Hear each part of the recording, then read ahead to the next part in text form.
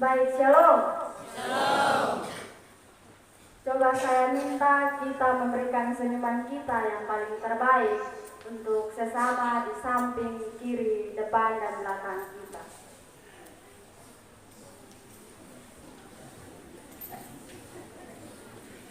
Baik, terima kasih. Berarti saya percaya bahwa sukacita Tuhan ada dalam Bapak Mama dan saudara sekalian. Baik, Bapak Mama dan saudara-saudari yang dikasihi dalam Tuhan kita Yesus Kristus. Tema perenungan yang diberikan oleh Sinode bagi kita pada saat ini memaknai keadilan dan belas kasih Tuhan. Sekali lagi, memaknai keadilan dan belas kasih Tuhan. Memulai khotbah ini, saya mengajak kita sekalian untuk merenung sejenak dan kita membayangkan bahwa kita yang berada di posisi perempuan ini, apa yang akan kita rasakan?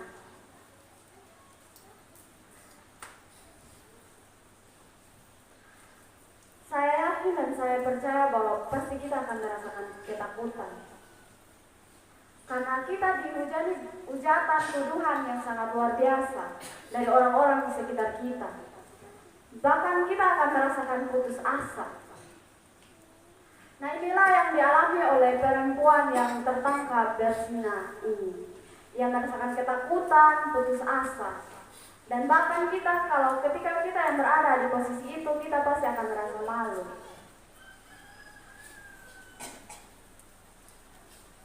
Bapak Mama dan saudara-saudari yang dikasihi dalam Tuhan kita Yesus Kristus.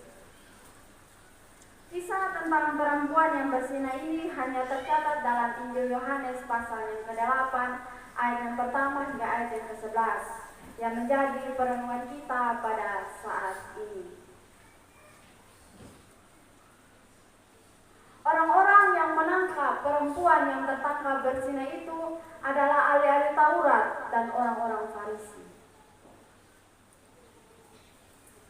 Setelah perempuan itu ditangkap, kemudian mereka membawanya untuk menghadap kepada Yesus. Dan di sini bukan hanya mereka membawa untuk menghadap kepada Yesus, tetapi mereka punya maksud tersendiri, di mana mereka ingin mencobai Yesus. Namun, Yesus yang melihat hal ini tidak langsung menghakimi perempuan itu. Tidak langsung mengambil keputusan dan memberikan hukuman bagi perempuan itu.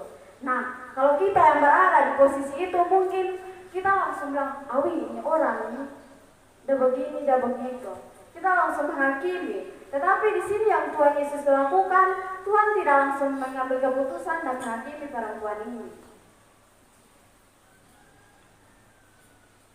Yang Yesus lakukan adalah dia menuliskan sesuatu di tanah yang membuat orang-orang itu penasaran. Ketika mereka terus mendesak Yesus untuk memberikan hukuman bagi perempuan itu, Yesus pun berkata kepada mereka, barang siapa di antara kamu yang tidak berdosa, hendaklah ia yang pertama melemparkan batu kepada perempuan itu. Itu bisa kita lihat dalam ayatnya yang ke-7.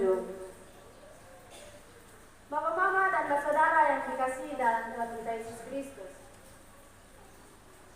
Ketika para penuduh mendengar perkataan yang dikatakan oleh Yesus, maka satu persatu dari mereka pun pergi. Karena mereka pun sadar bahwa mereka pun tidak luput dari kesalahan dan juga dosa.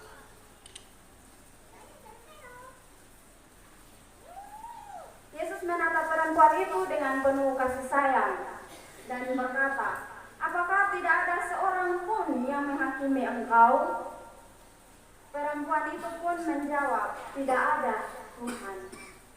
Yesus pun berkata, aku pun tidak akan menghukum engkau. Pergilah dan jangan berbuat dosa lagi mulai dari sekarang. Bapak Mama yang dikasihi dalam Tuhan kita Yesus Kristus. Kisah ini bagaikan cermin bagi diri kita sendiri. mana kita seringkali mudah melihat, mudah tahu, dan menunjukkan kesalahan dan dosa orang lain. Tetapi kita lupa untuk melihat dan mengakui akan dosa-dosa kita sendiri. Kita seringkali menjadi hakim untuk orang lain. Kita seringkali sangat melihat kesalahan-kesalahan dari orang lain. Tapi kesalahan dalam diri kita sendiri, kita tidak melihat itu. Ketika kita sudah melihat seseorang melakukan kesalahan, kita mulai mengeluarkan kata-kata yang tidak enak, kita mulai menyudutkan. Tetapi kita sendiri tidak tahu bahwa kita sama dengan dia. Kita sama-sama manusia berdosa.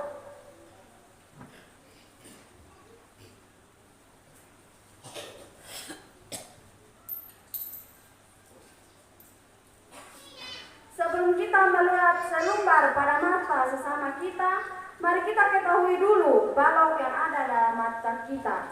Itu bisa kita lihat dalam Injil Matius pasal yang ke-7 ayatnya yang ke-3. Dan juga kita jangan menjadi hakim untuk orang lain. Karena yang berhak menjadi hakim untuk diri kita hanyalah Tuhan Yesus. Karena dialah sang pencipta kita. Dialah yang memberikan kita hidup. Dialah yang memberkati setiap kehidupan kita, maka dialah yang juga yang berhak untuk menghakimi kita. Jangan kita sebagai manusia kita menjadi hakim sendiri untuk sesama kita.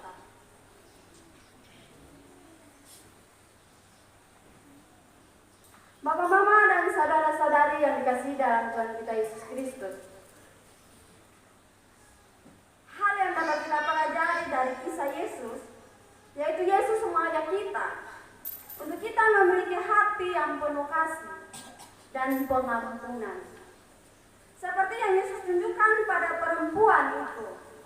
Kita diajarkan untuk tidak sombong dengan apa yang kita miliki.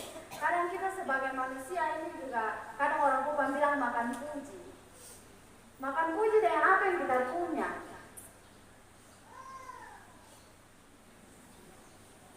Nah, yang Tuhan mau minta untuk kita lakukan adalah kita harus menjadi orang-orang yang rendah hati dan siap membantu orang lain yang terjatuh dalam dosa. Bukan ketika kita sudah melihat orang jatuh dalam dosa, kita pikir kasih jatuh tambah lagi. Itu hal-hal yang kita temui dalam kehidupan kita hari lepas hari. Terkadang kita menemui orang-orang yang beragam paling baik, paling bisa, dan manusia yang dia bilang dia tidak berdosa. Padahal kita semua manusia yang berdosa.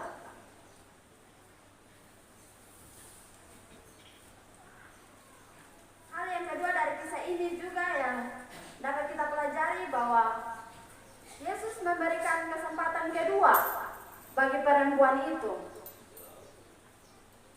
Di sini Yesus tidak hanya mengampuni perempuan itu, tetapi juga Yesus berpesan dan memintanya untuk meninggalkan kebiasaan buruknya dan memulai kehidupan yang baru. Hal ini menunjukkan kepada kita bahwa kasih Tuhan tidak hanya mengampuni, tetapi juga ingin memulihkan hidup kita. Nah, kita kalau orang-orang Kristen, itu orang kalau sebuat salah di kita, maka kita yang kali dendam. Kita akan bilang, dia dulu pernah buat salah dari saya, jadi saya akan mau kasih maaf dia. Tetapi kita belajar dari firman Tuhan pada saat ini bahwa Tuhan Yesus saja Maha Pengampun, Maha Pemaaf. Tuhan mampu mengampuni kesalahan yang dilakukan oleh perempuan itu. Masa kita sebagai umat manusia, kita tidak mampu untuk melakukan itu?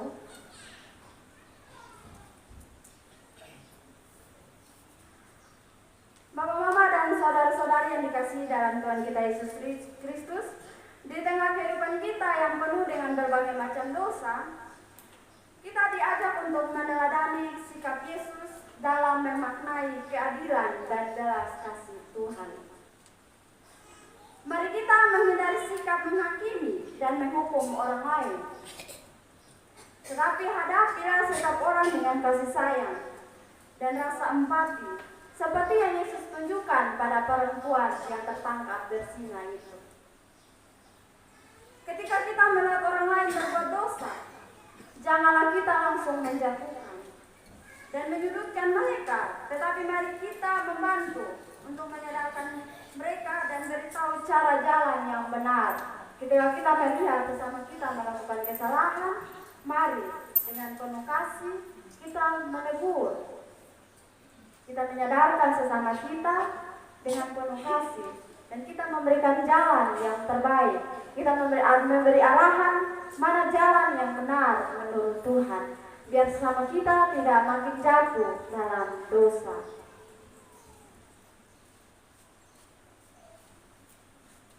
Nah, dari firman Tuhan pada saat ini kita dapat menerapkannya dalam kehidupan kita hari lepas hari untuk menunjukkan belas kasih Tuhan dengan berbagai cara. Cara pertama yang saya ingin bagikan bagi Bapak Mama dan Saudara di sini, menjadi pendengar yang baik. Kita harus bisa menjadi pendengar yang baik bagi sesama kita.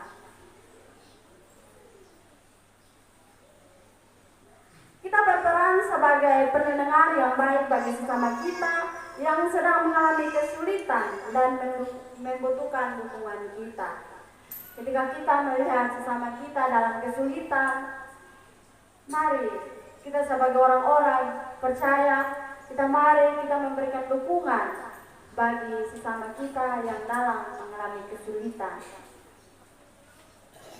Yang kedua, kita bisa menawarkan bantuan.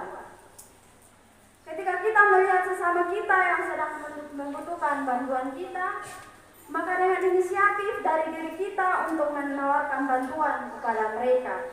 Jangan kita menunggu lagi orang yang membutuhkan bantuan datang kepada kita untuk meminta pertolongan. Tetapi ketika kita melihat sesama kita sedang membutuhkan pertolongan, mari dengan apa yang kita bisa kita dapat membantu sesama kita. Jangan ketika kita sudah melihat sesama kita dalam kesulitan, kita tidak mau membantu. Walaupun sebenarnya kita bisa, tetapi dari dalam diri kita sendiri tidak ada rasa ingin membantu. Jadi itu kembali lagi pada diri kita sendiri. Kira-kira ketika kita melihat sesama kita dalam kesulitan, dalam membutuhkan bantuan, apakah kita tetap berdiam diri atau kita akan menolong? Itu saya kembalikan kepada Bapak Mama sekalian. Kita pulang, kita renungkan bersama. Dan hal yang ketiga, berani menegur orang yang berbuat salah. Nah, ini terkadang menjadi kebiasaan kita. Ketika kita melihat sesama kita melakukan kesalahan, kita beranikan diri untuk menegur.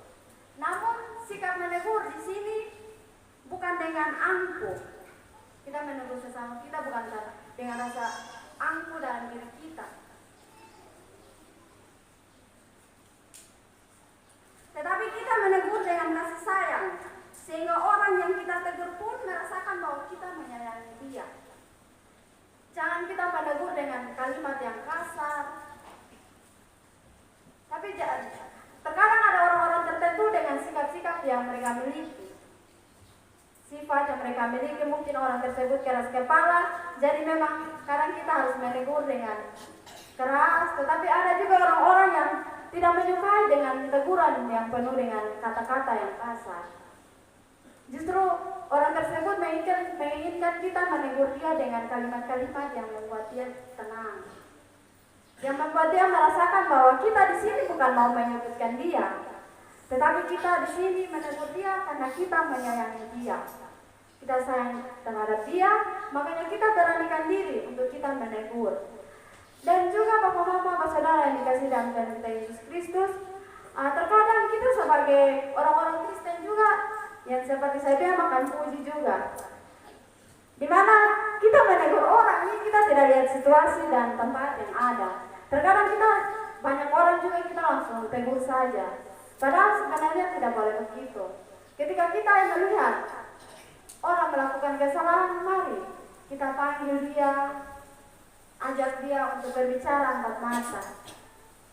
Jangan kita sudah melihat banyak orang karena kita mulai sombong, kita harus ditegur dia di depan banyak orang supaya orang lihat kalau beta ini orang yang baik. Karena itu hal yang salah. Ketika kita ingin menegur orang, mari seperti yang saya katakan bahwa panggil, omong baik-baik. Nah, terkadang orang tua juga kalau menegur anak kadang, wih, saya tidak tahu kalau yang di sini, tapi kalau di Rote sana, itu nanti kalimat-kalimat yang tidak pantas untuk anak-anak dengar pun pas akan dikeluarkan oleh orang tua. Dan saya yakin dan percaya bahwa bapak mama di sini tidak seperti itu. Jadi baik, ketika kita menegur, bahkan dari kecil menegur anak-anak kita. Anak-anak itu seperti mau kita tegur, tapi terkadang ada anak-anak yang melakukan kesalahan karena dia mencari perhatian dari kita. Jadi kalau kita menegur, coba kita menegur dengan kalimat-kalimat yang lembut. Buat anak itu merasa nyaman dengan kalimat-kalimat teguran yang kita berikan.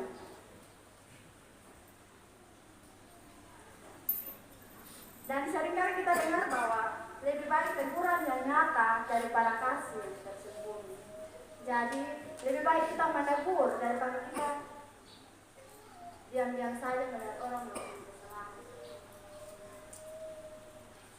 Baik, hal yang keempat yang dapat kita terapkan dalam kehidupan kita, memaafkan orang yang telah berbuat salah kepada kita. Ini yang mungkin merupakan hal yang agak sulit untuk kita lakukan. Memaafkan orang yang berbuat salah kepada kita. Terkadang kita melihat bahwa mungkin kesalahan yang dilakukan orang itu sangat besar buat kita. Jadi kita tidak mau memaafkan. Kita merasa bahwa dia buat salah dan saya kok. Jadi kita bilang, saya tidak akan melakukan maaf dia. Tapi sebenarnya harus kita ketahui bahwa yang seperti yang saya katakan sebelumnya, Tuhan Yesus saja Maha Pengampun, Maha Penyayang. Tuhan Yesus mampu memaafkan segala kesalahan kita. Bahkan kita semua yang di sini, Tuhan Yesus rela untuk menebus segala dosa kita. Masa kita dengan sesama kita tidak mau memaafkan. Terkadang orang di depan bilang suka kasih maaf, tapi di belakang masih omong-omong bilang, itu orang, saya kasih maaf dia mau ini. Pasti begitu.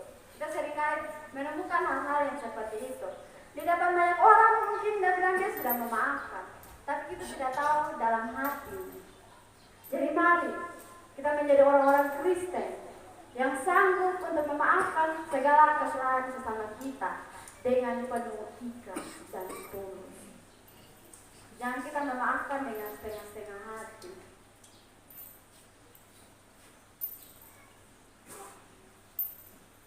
Hal yang kelima, kita harus bisa menjadi orang yang adil, yang tidak memihak kepada yang lain, atau bisa kita dengan jangan pilih kasih. Nah, sekarang ini juga menjadi hal yang sulit untuk kita lakukan. Terkadang kita hanya adil pada orang-orang yang kita kenal, orang-orang yang dekat dengan kita, tetapi pada orang-orang lain kita tidak melakukan hal yang sama. Padahal kita bisa melakukan itu pada semua orang. Bukan kita melihat dari, dia orang kaya, dia orang miskin, dia orang pintar, dan yang lain sebagainya. Kita tidak mampu menerapkan keadilan dalam kehidupan kita.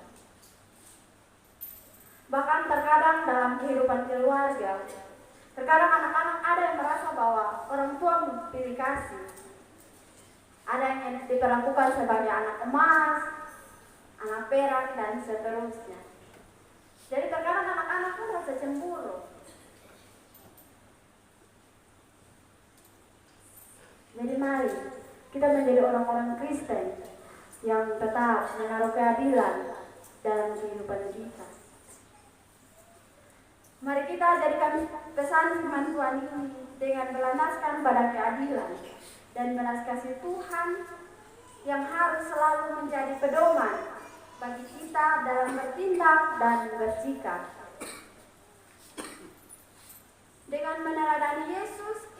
membangun dan menjadi komunitas Kristen yang penuh kasih sayang, di mana setiap orang akan merasa diterima, dibantu, dan dimampukan untuk menjadi lebih baik.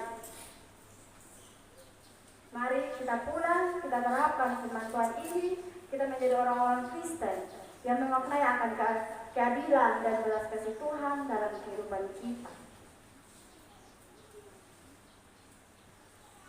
Kiranya firman Tuhan pada saat ini boleh menolong, memberkati kita dalam menjalankan hari-hari kita ke depan. Amin.